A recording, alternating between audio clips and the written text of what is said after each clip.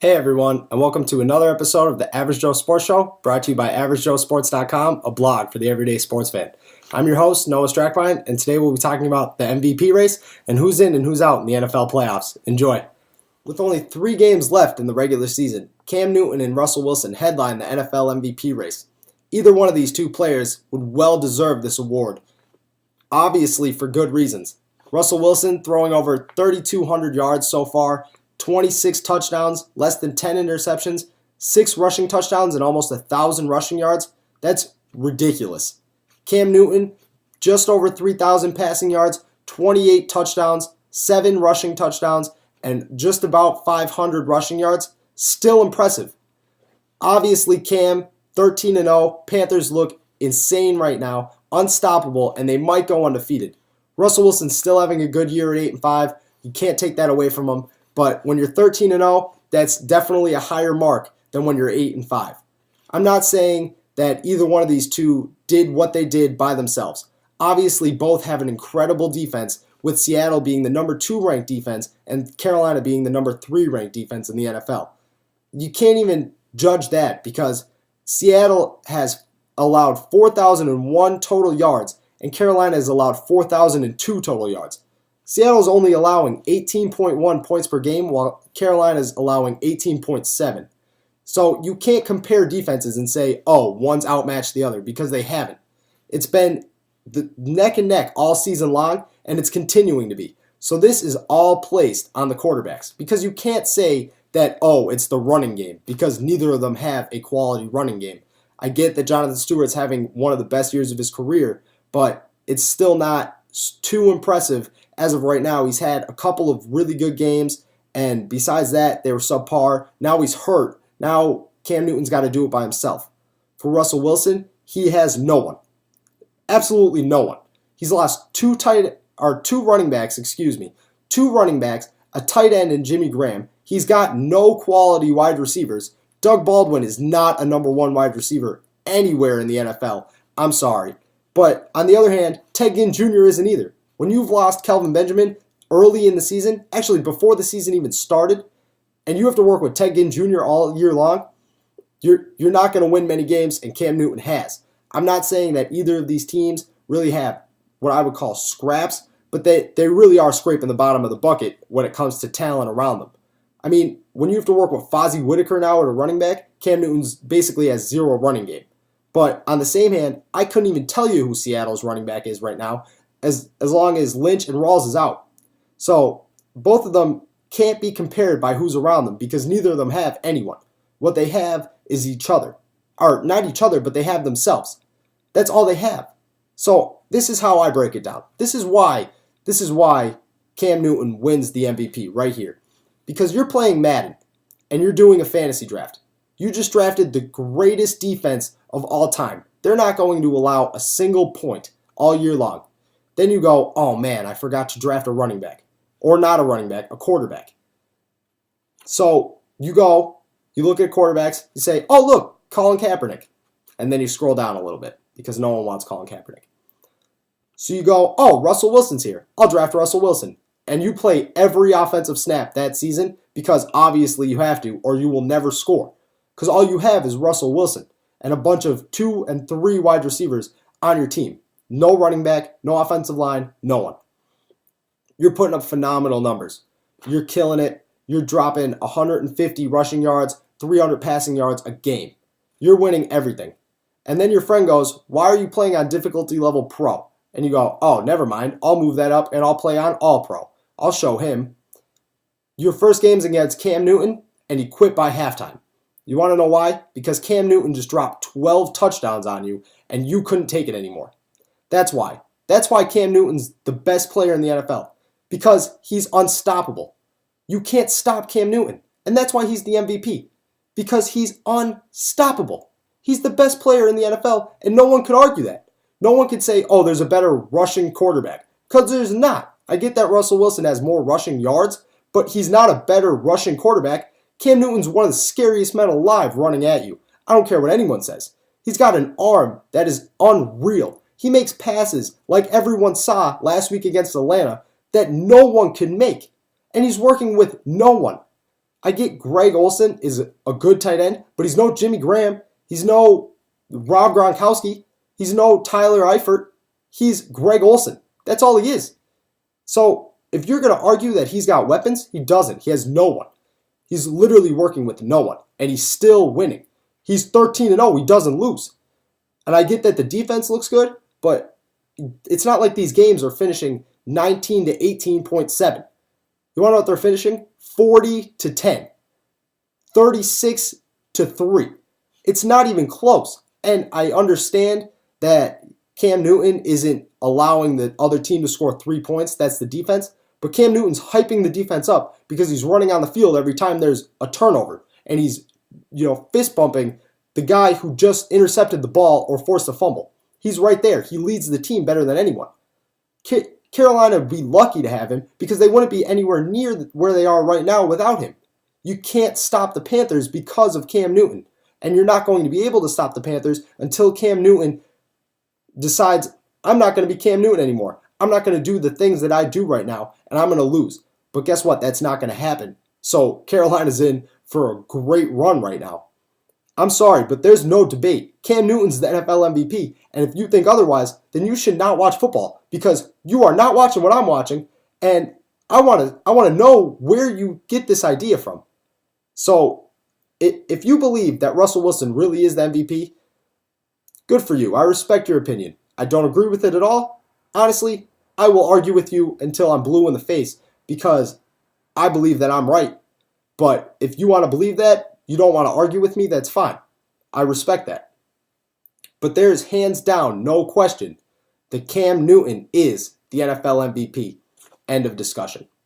Through intense research, personal opinion, and a lot of NFL Sundays, I have determined who is going to make the playoffs for the wild card in the AFC and the NFC, as well as who's going to win the AFC South and the NFC East. Here we go.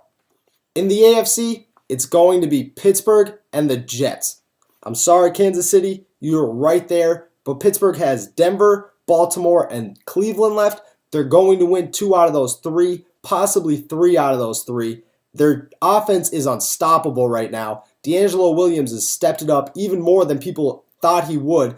Ben Roethlisberger, if Cam Newton and Russell Wilson weren't having the seasons they would be in contention for the MVP even after missing 5 games. And their defense is slowly starting to become what they hoped it would become this young. So they look really good right now. I don't think anyone could stop them. For the Jets, they have three easy games left. They have the Bills, the Cowboys, and then the Patriots. But the Patriots at that point won't be playing starters. There's 2 games left. They've already clinched a first-round bye. I mean, they're not going to be competing for much. If Denver loses, then they'll have home field advantage, and they won't have their starters in at all. I understand Bill Belichick's in for the long run, but he understands that they're dropping like flies, and he doesn't want them to play as much.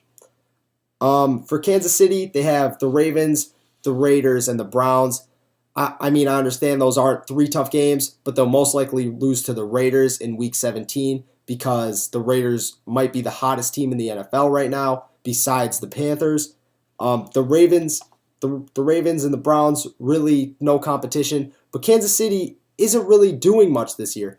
They just started picking up their pass game in the offense, but now their rush game is going down because they're trying to split carries between Jakarta West and Spencer Ware. And that's a terrible idea because I understand that they're both 2 great running backs, but they don't allow them to get into a rhythm throughout the game, and that's how they work. I say start Jakarta West, let him finish the season out. Spencer Ware could be a 3rd down running back at best, and let him run for maybe 40, 50 yards a game and maybe in the red zone. But Jakarta West is going to get you 150 yards a game, and he's going to tear it up. Jeremy Maclin's going to have a good year, but they're not realizing this, and it's already too late. They're most likely going to lose 1, if not 2, and that's all it takes because I don't see the Jets losing at all. I don't see Pittsburgh losing, maybe just once to Denver, but even if they lose and Kansas City loses, well, then I guess Kansas City would be in, but I don't see that happening. I don't understand how Pittsburgh's going to lose to Denver without Peyton Manning after Denver just took that terrible loss to Oakland after allowing negative 12 yards in the first half. That's not a winning team in my opinion, and I don't see Pittsburgh losing to them. So in the AFC, I'm going to have to go.